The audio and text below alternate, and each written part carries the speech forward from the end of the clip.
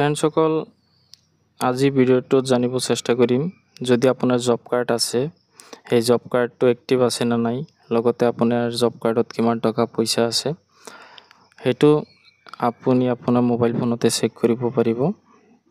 তো এইটো কৰাৰ কাৰণে প্ৰথমে আপোনাৰ মোবাইলত থকা যিকোনো এটা ব্ৰাউজাৰ ওপেন কৰিব। গুগল ক্ৰোম ওপেন কৰিলোঁ মই। ওপেন কৰাৰ পিছত সাৰ্চ বাৰত সাৰ্চ কৰিব জব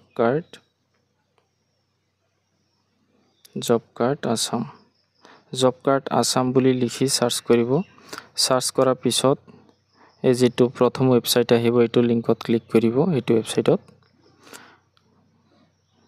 ক্লিক কৰাৰ পিছত ওয়েবসাইটটো খোল খাব। লোড হোৱাৰ পিছত ইয়াত আপোনাৰ গোটেইখিনি আমাৰ অসমৰ যিমান কেইটা ডিস্ট্ৰিক্ট আছে সবকেইটা ইয়াত শো কৰিব। প্ৰথম আপোনাৰ যেটো ডিস্ট্ৰিক্ট হয় এটা সিলেক্ট কৰিব। মই যেনে বাক্সা সিলেক্ট কৰিলোঁ। সিলেক্ট কৰাৰ পিছত পেজটো অলপ লোড খাব। লোড কৰাৰ পিছত ইয়াত চাব আপুনি ব্লক আছে, ইয়াৰ পৰা আপোনাৰ যেটো ব্লক হয় এইটো ব্লক সিলেক্ট কৰিব। মই যেনিবা গোবৰ্ধনা সিলেক্ট কৰিলোঁ। কৰাৰ পিছত আকৌ আপোনাৰ পঞ্চায়ত সিলেক্ট কৰিব লাগিব ইয়াৰ পৰা। এতিয়া মই ইয়াৰ পৰা যেনিবা খুচৰাবাৰী সিলেক্ট কৰিলোঁ।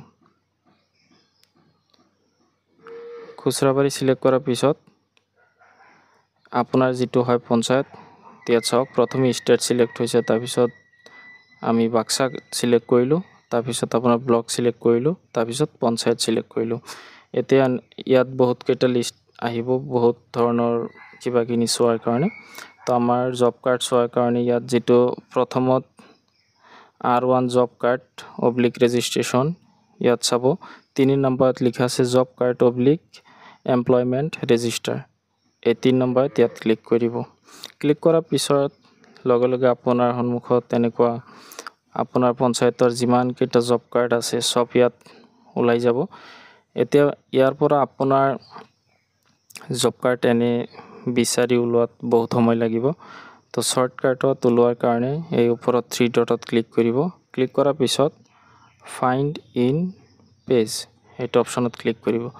কৰি কেনে এতিয়া আপোনাৰ যিজনৰ নামত জব কাৰ্ড আপুনি বিচাৰিছে তো তেখেতৰ নাম এন্টাৰ কৰিব। মই যেনিবা মই বিচৰাটো এনেকৈ আহি গ'ল। আৰু এইটো যদি নহয় তেতিয়াহ'লে ইয়াত চাওক এৰো আছে, দুটা এৰো, ইয়াত যিকোনো এটাত এৰোত এনেকৈ ক্লিক কৰিব আৰু নেক্সট এইটো যিখিনি আপুনি টাইপ কৰিব সেই টাইপ কৰা হিচাপত নেক্সট নাম আহিব। এতিয়া মই যেহেতু প্ৰথমটোৰ মোৰ লাগে, এতিয়া ইয়াত আপোনাৰ ইয়াত চাওক ডিটেইলছ আহি গৈছে। এইটো প্ৰথমৰ সিৰিয়েল নাম্বাৰ, তাৰ পিছতটো হ'ল জব কাৰ্ড নাম্বাৰ আৰু এইটো হ'ল নাম। তো জব কাৰ্ড চোৱাৰ কাৰণে সেইটো হাৰিতে আপুনি যেটো জব কাৰ্ড নাম্বাৰ হয় সেইটো জব কাৰ্ড নাম্বাৰত সিলেক্ট কৰি দিব।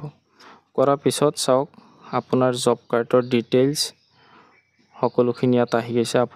আপোনাৰ কিমান টকা বেলেঞ্চ আছে আৰু ক'ত কাম কৰিছিলে কি কৰিছিলে গোটেই ডিটেইলছ ইয়াত আহি যাব।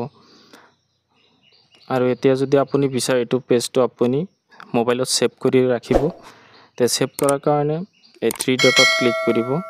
ক্লিক কৰি কেনে শ্বেয়াৰত ক্লিক কৰিব। শ্বেয়াৰত কৰাৰ পিছত ইয়াত প্ৰিন্ট বুলি এনেকুৱা লিখা আহিব, প্ৰিন্টত ক্লিক কৰিব।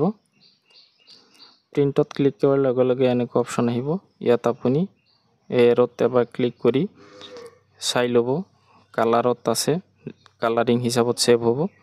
তাৰপিছত এই PDF যেটো অপচন আছে এই PDFত ক্লিক কৰি দিব। ক্লিক কৰাৰ পিছত ইয়াত সেভ অপচনত ক্লিক কৰি দিব। কৰাৰ লগে লগে আপোনাৰ জব কাৰ্ডখন আপোনাৰ মোবাইল ফোনত সেভ হৈ যাব।